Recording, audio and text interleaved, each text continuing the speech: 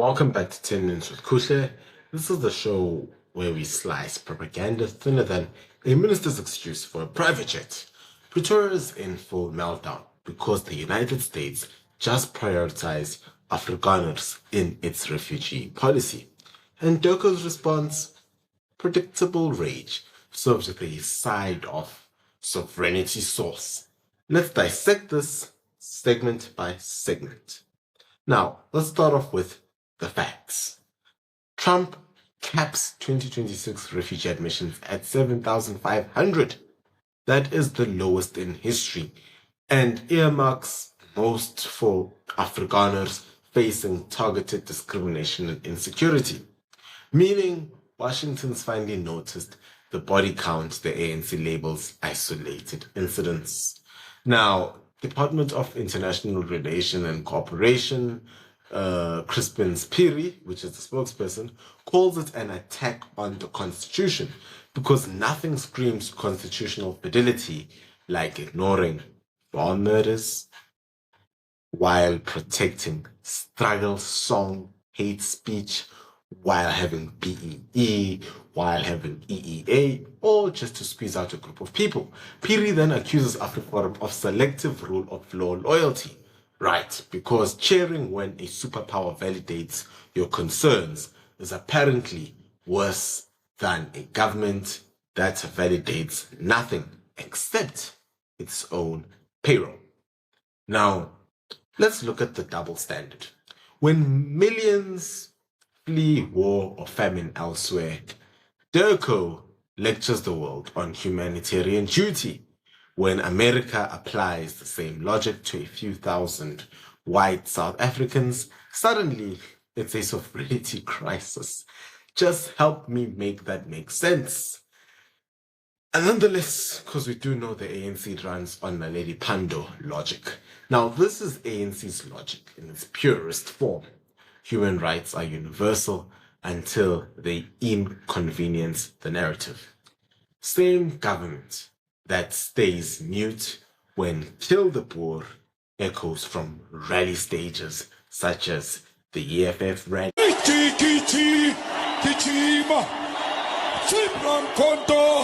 Alliance, shoot to kill, Gamaza, kill the poor, the farmer, kill the poor, the farmer, brr, pa, pa, brr, pa, pa.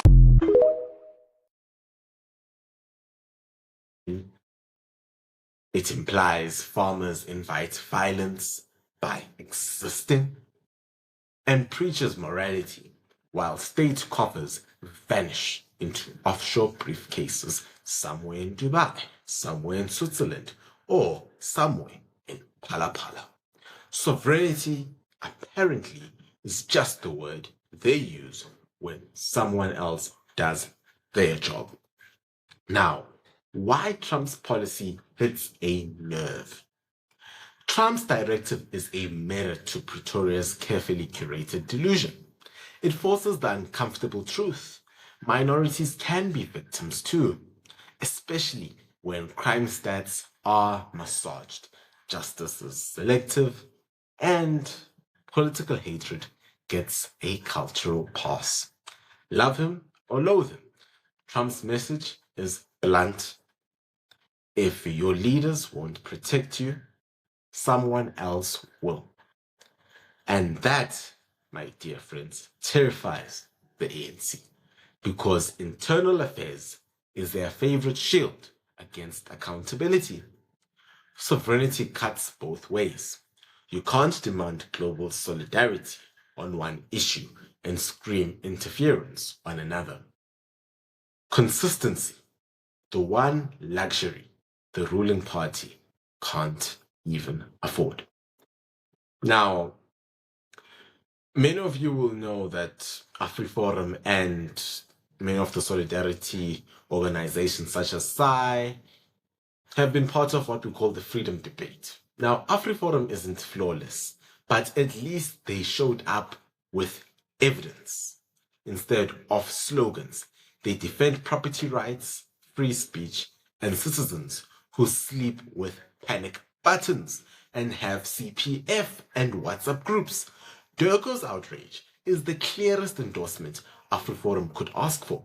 If the government were confident in its human rights record, it would invite scrutiny, not weaponize sovereignty like a tantrum. Defending minorities isn't a treason.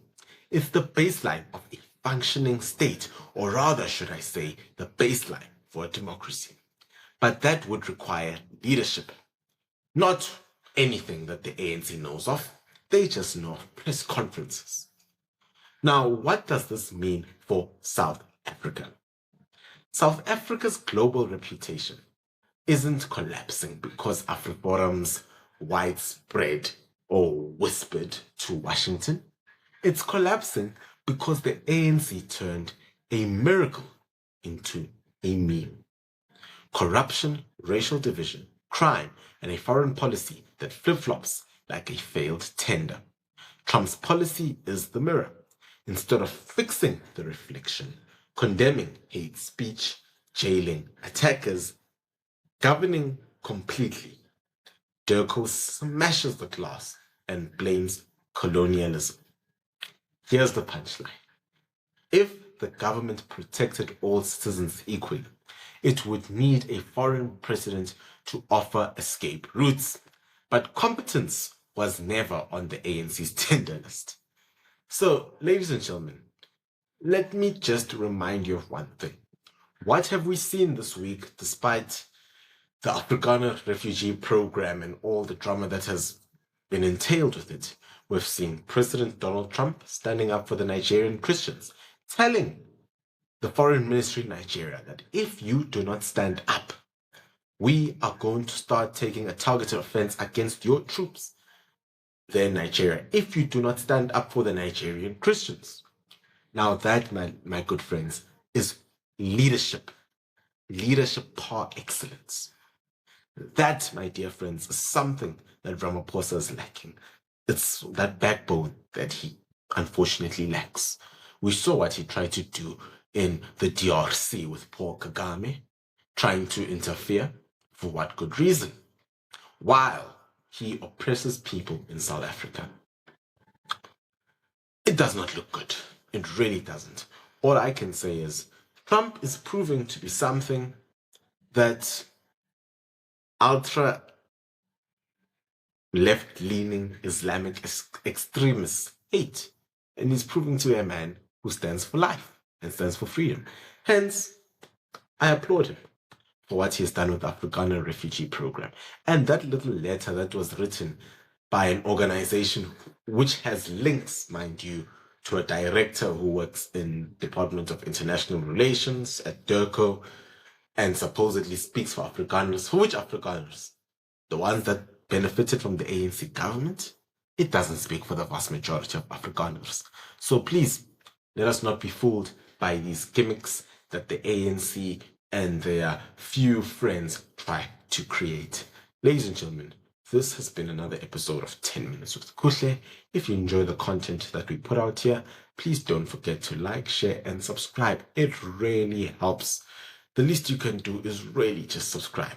That's the least you can do. As well as you can sign up for membership. It's as cheap as $20. And you can buy me a coffee in the comments below. Till next time, shalom, my dear friends.